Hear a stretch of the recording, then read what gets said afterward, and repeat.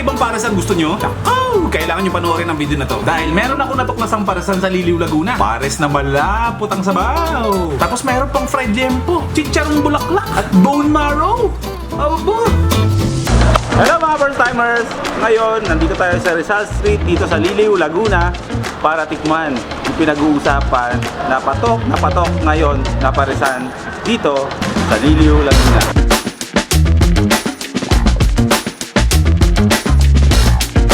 Isa sa mga sekreto ng pares maliban doon sa fresh meat na sinaserve is yung sabaw.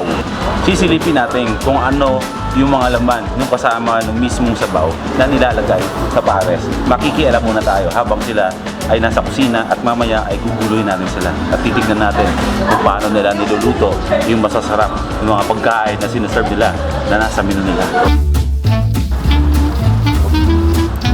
Oh bro, tipakbo ng mga laman bro. Para mga organic spices, ano? So sobrang dami ng paresan ngayon, mahirap na makipagkompetensya. Nagkalat na ang mga food carts ng pares sa kalye. Lahat naman yan masarap, pero hindi mo alam kung sino ang the best. Yung mga spices niya bro, talagang punong-puno. Sa panahon ngayon, kailangan mo nang gumawa ng unique way ng pagluluto para mag-stand out ang paresan mo. Pares kayo dyan! Ito si Kuya.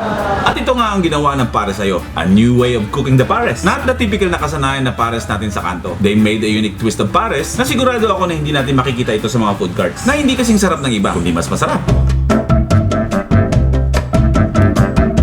Talaga excited ako matikman yung pares na to kasi ito nga yung pinag-uusap-usapan na pares dito sa Liliw ngayon na masarap daw talaga. Ngayon matitikman natin yan. Papasok tayo sa loob. Napakadami pala nilang ano dito bro.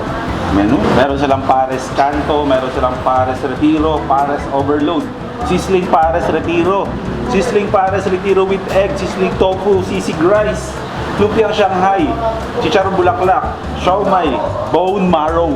Aknong tokwa bro, gusto mo ba yung bone marrow? Putok-batok yan. Putok-batok, gusto ko yan. Pwede akong kumain yan bro, hindi bawal sa akin yan. Sizzling tofu, Shanghai rice, siomai rice, chicharon bulaklak rice.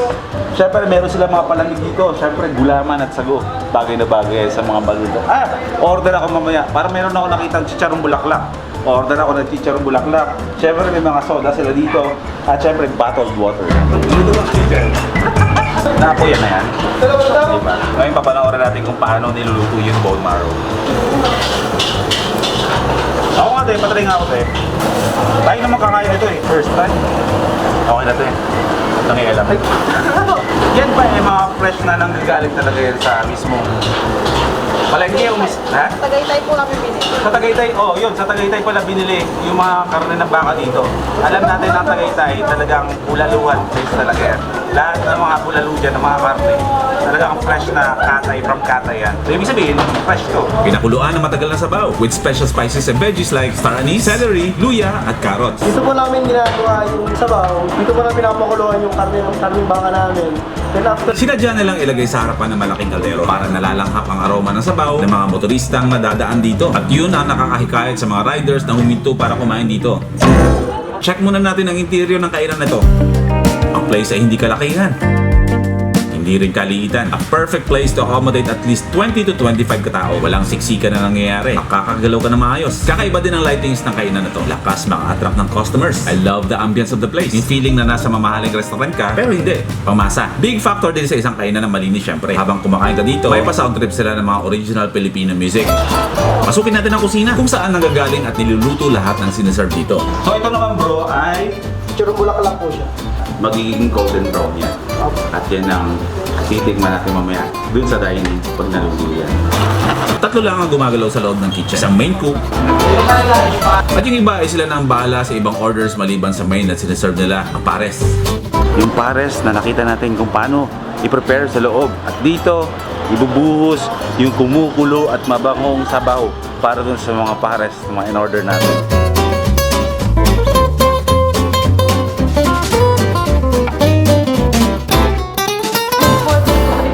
Moment of truth, titikman na natin ang kanilang pinagmamalaki na pares overload. Amin nyo muna. Tanda lang makapubos. Gugutom na. Merong bone marrow, merong fried liempo, siomai, tsaka syempre yung beef na nanggaling fresh from Tagaytay. Chicharong bulaklak to? Meron din chicharong bulaklak yan.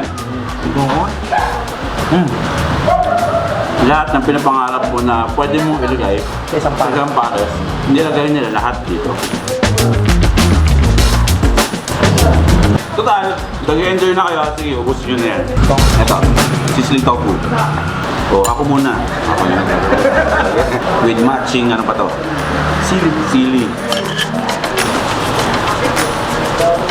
Pwede na ako. Ako naman pangalawa. Ikaw na una kanina. Teka lang. Sarap. Sarap. Sakto. Sakto yung ano. Lasa. Saka yung alat, yung alat. Masarap o hindi? Masarap. Yun. Kaya nga po, kinukulang O, dalhin nyo na to. Dalhin nyo na to dun sa ano nyo. Kaya na magpatuloy niya. Kain pa yan. Ito naman, siomay naman ang ating nilalantakan. Favorite mo siomay? Oo naman. Favorite din ako sa siomay. Sure, patakan mo muna. Dito mo patakan. Patakan mo. You know. Woo. Kailangan toyo. Oh, ito, wala na toyo. Meron tayo dito chili sauce para dyan, bro. Patakan na natin ang chili sauce. Boom! Napatras ka. Game. Okay. Ano? Masarap to. Dito, ang siomay nila, alam mong kakagawa lang sa kusina. Fresh. Kanina, nandun ako sa kusina, hindi ko napansin ginawa nila yan. Ganoon sila kabilis mag-serve.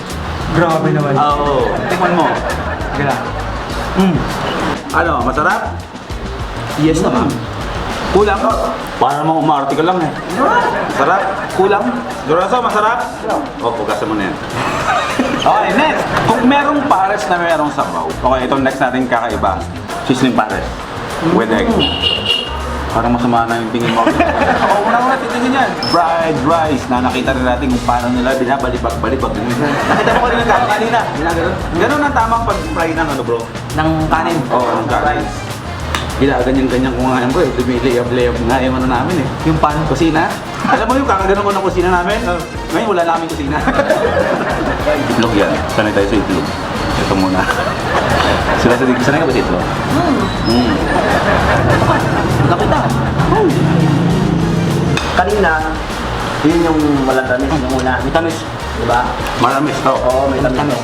Yung sakto yung tamis, hindi yung matamis na ano. Muna kakaigit. Oo. Yan sakto lang. Ito ay nagkakalaga ng 145. Malalasahan mo na hindi siya tinipid, bro. Madi-distinguish mo. Oo, na marami talaga silang nilagay para sa marap yan. Yan sa dig. Ano ba? Ubusin mo na. Ako na. Akin nga. Ikaw na nauna. Kanina, ikaw na naman. Oh.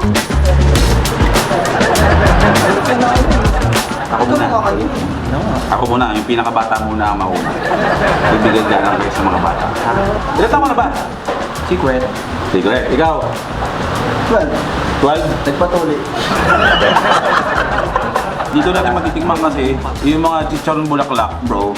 Kung masarap talaga, kung wala pang suka. Kasi pwedeng ano eh, pwedeng kasing suka, yun na pa masarap. Oo, mas masarap yung wala. Well, tikman muna natin na walang ano. Walang ano ha, walang bias ha. Tikman mo muna. Ay, ako pala muna. Susubukan na rin kita para hindi kayo mag-away. Ano, tayo na walang suka. Okay. Pwede na pulutan, labas ng beer. Walang beer dito bro. Ah, wala ba? Ano to? Oo, wala to. Akin na. Parang kanina sinabot ko ngayon. Yan ang gusto ko eh. Sige. Ano, lumpiang Shanghai. Lumpiang Shanghai. Typical na lumpiang Shanghai na hinahanda sa birthday ng mga pamangkin nyo. Mantayin nyo to ha. Mag-sharon to mamaya. Titikman natin. Oo naman. Ako mauna. Oo. Wala mo ng ketchup. Wala mo ng ketchup. Huwag ka magsisinungaling. Ako naman. Magtagpo tayong dalawa. Isda ba to? Parang may ano siyang pagka-isda na karne na. Baboy to, baboy. Hindi, meron siyang aftertaste na parang gulay. Ano yung kulay green na yun? Celery. Tama. Celery. Oh, celery. Celery yun, ba? Ang sarap. May nasa dito. Tikman mo pa. Hugasan mo na rin. Ka-Sharon ba? Kulang pa nga eh. Approve, pwede Sharon. Sharon saan kaso? Yung order pa yun eh. Pwede ba ano? Order ka dun. Pasadong-pasado sa panlasa ng typical na Pinoy. Pagkatapos kumain, pamarinduhaw agad ang ice cold gulaman. Marami pang pagpipilian ng pagkain dito. Kaya ano pang inaantay nyo? Bisitahin nyo na itong para sa'yo at orderin nyo na lahat ng pagkain na treat nyo. Cash or Gcash ay tinatanggap dito. At huwag nyo rin kakalimutan magbigay ng tip para sa mga approachable at sa mga mababait na mga staff dito. Ang para sa'yo ay located lang sa Rizal Street, Lilew, Laguna. Perfect eating place ng mga riders dyan na may hilig dumayo sa iba't ibang bayan. Para sa mga katanungan, meron silang Facebook page. Follow nyo sila sa Pares Sayo PH. Kahit ano pang inaantay nyo, yayain ang buong pamilya at mga kaibigan. Ako si Boy First Time at ako ay isang certified kapares sa'yo.